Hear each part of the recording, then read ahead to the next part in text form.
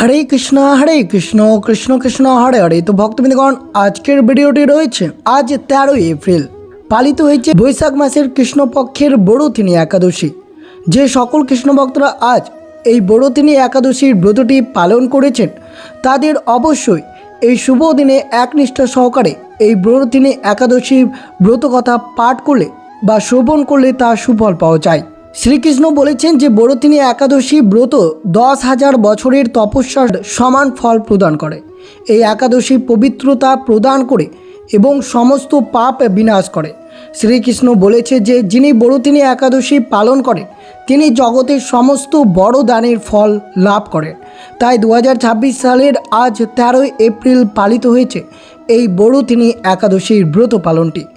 যে সকল ভক্তরা পরম ভক্তি সহকারে এই ব্রত পালন করেন এবং এই একাদশীর রাতে জনার্দন শ্রীকৃষ্ণের আরাধনা এবং কীর্তনে মগ্ন হন তাদের আর এই জড় জগতের জন্ম নিতে হয় না।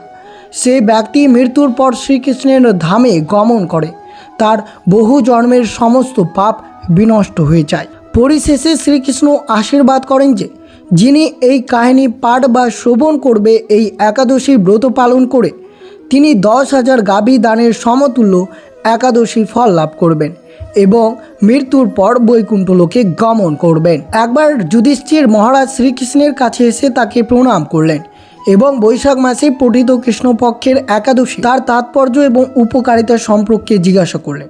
তখন শ্রীকৃষ্ণ উত্তর দিলেন যে এটি হলো সবচেয়ে পবিত্র ও মূল্যবান একাদশী এবং এই একাদশী বড়থিনী একাদশী নামে পরিচিত।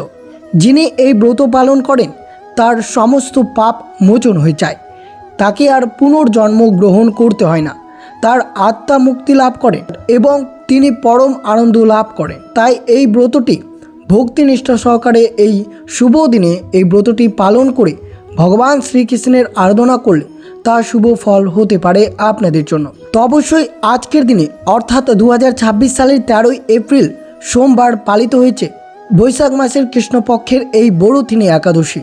তাই এই শুভ দিনে আপনারা অবশ্যই ভক্তিনিষ্ঠা সহকারে যতবার পারবেন ততবার এই শুভ দিনে অবশ্যই সম্পূর্ণরূপে শ্রবণ করবেন এই বড়থিনী একাদশীর ব্রত কথাটি, যেটি শ্রবণ করলে আপনাদের সমস্ত পাপ মোচন হয়ে যায় এবং শ্রীকৃষ্ণের অপার আশীর্বাদ লাভ করতে পারবেন এই শুভ দিনে। তো অবশ্যই ভক্তি সহকারে শ্রবণ করুন এই বড়থিনী একাদশীর ব্রত কথাটি, আর অবশ্যই শ্রবণ করবেন এই বড়থিনী একাদশীর ব্রতের পালন কখন করবেন, পালনের শুভ সময় কি রয়েছে। তো অবশ্যই ভিডিওটি আপনার জন্য অত্যন্ত গুরুত্বপূর্ণ হতে চলেছে, তাই ভিডিওটি অবশ্যই শুরু থেকে শেষ পর্যন্ত ভক্তি সহকারে শ্রবণ করবেন। আর চ্যানেলে নতুন হয়ে থাকলে দয়া করে চ্যানেলটিকে সাবস্ক্রাইব করবেন, লাইক করবেন, কমেন্টে ভক্তি ভালোবাসার শ্রদ্ধা দিয়ে জয় শ্রীকৃষ্ণের জয় লিখে দিতে ভুলবেন না এই শুভ দিনটিতে। অবশ্যই ভিডিওটি আপনারা শুরু থেকে শেষ পর্যন্ত ভক্তি সহকারে শ্রবণ করুন। আজ 13 এপ্রিল পালিত হয়েছে বড়থিনী একাদশীর ব্রত পালন। যেহেতু প্রতি মাসে দুটো পক্ষ থাকে, কৃষ্ণপক্ষ এবং শুক্লপক্ষ, প্রতিটি পক্ষে একটি করে একাদশী থাকে, যার অর্থ প্রতি মাসে দুটো একাদশী থাকে। তাই বৈশাখ মাসের কৃষ্ণপক্ষে যে একাদশী পড়ে তা বড়থিনী একাদশী নামে পরিচিত। সাধারণত বড়থিনী একাদশী চৈত্র বা বৈশাখ মাসে পড়ে। এটি সবচেয়ে শুভ একাদশী। যিনি বড়থিনী একাদশীতে উপবাস পালন করেন তিনি সমস্ত পাপ থেকে মুক্ত পান, সর্বদা সুখী থাকেন এবং সৌভাগ্য লাভ করেন। বড়থিনী একাদশীতে অভাবী লোকদের দান করলে বছরের পর বছর কঠোর তপস্যার সমতুল্য ফল লাভ করা যায়। বড়থিনী একাদশীতে উপবাস পালন করলে সকল দুঃখ থেকে মুক্ত পাওয়া যায়। এতে সূর্যগ্রহণের সময় স্বর্ণদানের সমতুল্য ফল লাভ পাওয়া যায়। শাস্ত্র অনুসারে বড়থিনী একাদশীতে উপবাস পালন করলে জমি বা হাতি দানের চেয়ে বেশি সৌভাগ্য লাভ হয়। সর্ষের দানকে সকল দানের মধ্যে শ্রেষ্ঠ বলা হয়েছে, কিন্তু স্বর্ণদানের সর্ষের দানের চেয়ে উত্তম। স্বর্ণদানের চেয়ে অন্নদান অধিক গুরুত্বপূর্ণ, কিন্তু সকল দানের মধ্যে সবচেয়ে ফলপ্রসূ হলো এই বড়থিনী একাদশীর উপবাস। তা অবশ্যই আজকের দিনে শ্রবণ করুন এই বড়থিনী একাদশীর ব্রতকথাটি, যেটি শ্রবণ করার ফলে আপনার সমস্ত পাপ দূরীভূত হবে এবং শ্রীকৃষ্ণের অপার আশীর্বাদ লাভ করতে পারবেন আপনারা। তাই ভক্তিনিষ্ঠা সহকারে শ্রবণ করুন বড়থিনী একাদশীর ব্রতকথাটি। বৈশাখ কৃষ্ণপক্ষিয়া বড়থিনী একাদশীর ব্রত মাহাত্ম্য ভবিষ্যোত্তর পুরাণে যুধিষ্ঠির শ্রীকৃষ্ণের সংবাদী বর্ণনা করা হয়েছে। যুধিষ্ঠির মহারাজ শ্রীকৃষ্ণকে বললেন, হে বাসুদেব, আপনাকে প্রণাম। বৈশাখ মাসের কৃষ্ণপক্ষের একাদশী কী নামে প্রসিদ্ধ, তার মহিমা কি তা কৃপা করে আমাকে বলুন। শ্রীকৃষ্ণ বললেন, হে রাজন, ইহলোক ও পরলোক বৈশাখ মাসের কৃষ্ণপক্ষীয় একাদশী বড়থিনী একাদশী নামে পরিচিত। এই ব্রত পালনে সর্বদা সুখ লাভ ও পাপ ক্ষয় ও সৌভাগ্য প্রাপ্তি ঘটে। দুর্ভাগা স্ত্রীলোক এই ব্রত পালনে সর্বসৌভাগ্য লাভ করে থাকে। ভক্তি ও মুক্তি প্রদানকারী এই ব্রত পালনে সর্বসৌভাগ্য লাভ করে থাকে।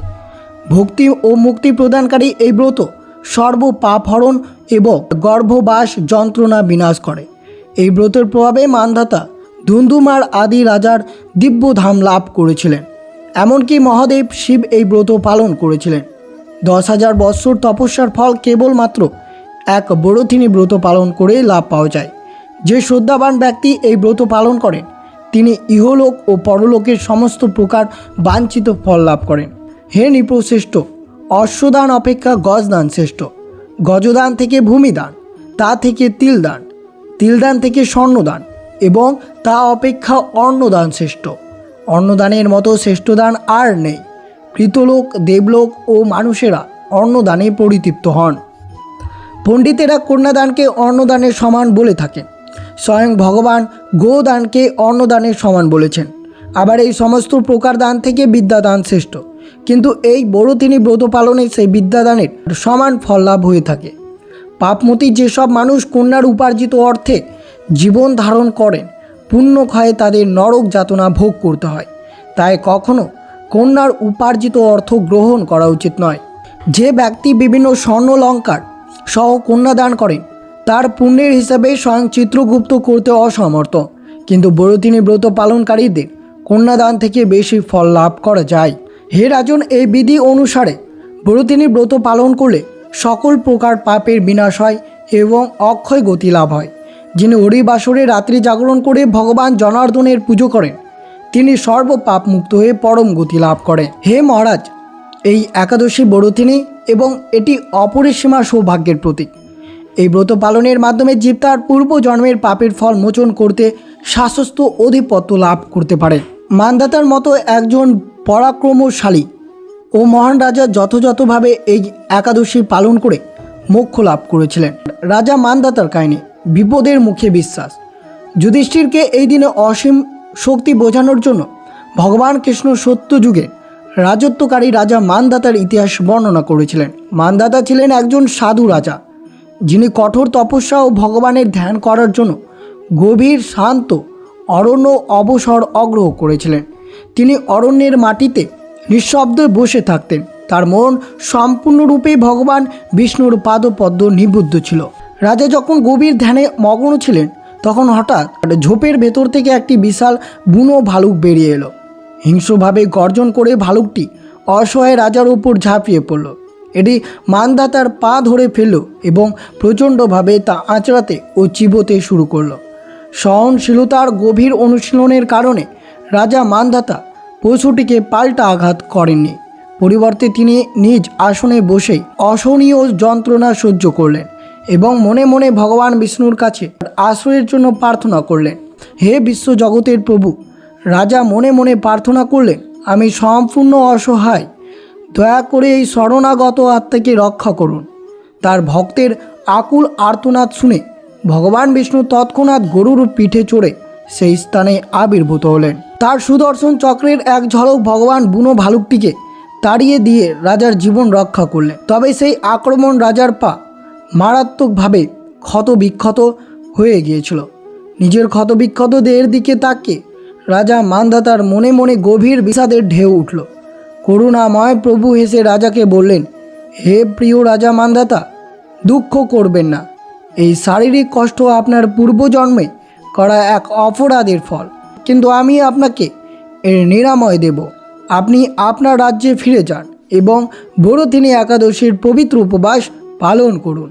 এই একাদশীর নির্ধারিত নিয়মাবলী কঠোরভাবে পালন করলে এবং আমার বিগ্রহরূপের আরাধনা করলে আপনার পা সম্পূর্ণরূপে সুস্থ হয়ে যাবে এবং আপনি অতীতের সমস্ত নেতিবাচক কর্মফল মুছে যাবে।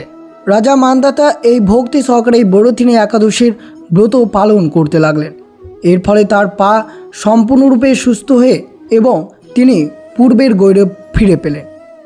ভগবান কৃষ্ণ যুধিষ্ঠিরকে এই কাহিনীটি শুনেছিলেন এটা বোঝানোর জন্য যে বড়থিনী একাদশী ব্রত শরীরকে আরোগ্য করতে এবং আত্মাকে শুদ্ধ করতে এবং ভক্তকে সকল অমঙ্গল থেকে রক্ষা করতে সক্ষম। বলা হয় তাকে ভক্তি ভরে এই কথা শ্রবণ করলে অশ্বমেধ যজ্ঞ সম্প্রদানের সমান পুণ্য লাভ পাওয়া যায়। তো অবশ্যই আপনারা শ্রবণ করলেন এই বড়থিনী একাদশীর ব্রত কথাটি। আর অবশ্যই এই শুভ দিনে ভোরবেলা ঘুম থেকে উঠে পবিত্র স্নান করে পরিষ্কার পোশাক পরিধান করে তুলসী ফুল প্রদীপ এবং মন্ত্রের মাধ্যমে ভগবান বিষ্ণুর আরাধনা করবেন। ভগবান বিষ্ণুর সহস্র নাম পাঠ বা শ্রবণ করবেন এবং ওম নমঃ ভগবতে বাসুদেবায় মন্ত্রটি 108 বার জপ করবেন এবং বড়থিনী একাদশীর ব্রতকথাটি শ্রবণ করবেন। ভক্তি সহকারে উপবাস পালন করবেন, রাত্রি ভজন প্রার্থনা ধ্যান করবেন এবং ঠিক পরের দিন অর্থাৎ দ্বাদশী তিথিতে ব্রতের পালন করবেন। যদি ব্রতের পালন না করেন তাহলে ব্রতের কোনো পূর্ণ ফলাফল পাওয়া যাবে না। তাই ব্রতের পালন 14 এপ্রিল মঙ্গলবার সকাল 6:57 থেকে 9:29 মধ্যে এই শুভ সময়ে ব্রতের পালন মন্ত্র জপ করে অবশ্যই আপনারা ব্রতের পালন করবে, তবেই আপনার ব্রতটি সুসম্পন্ন হবে। তো এই ছিল ভিডিওটি ভালো লাগলে অবশ্যই চ্যানেলটিকে সাবস্ক্রাইব করবেন, লাইক করবেন, কমেন্টে ভক্তি ভালোবাসা শ্রদ্ধা দিয়ে জয় শ্রীকৃষ্ণের জয় লিখে দিতে ভুলবেন না এবং ভিডিওটি আপনার আত্মীয় ভক্ত বা বন্ধুদের সাথে অবশ্যই শেয়ার করবেন। সুস্থ থাকবেন, সতর্ক থাকবেন। জয় শ্রীকৃষ্ণ। রাধে রাধে।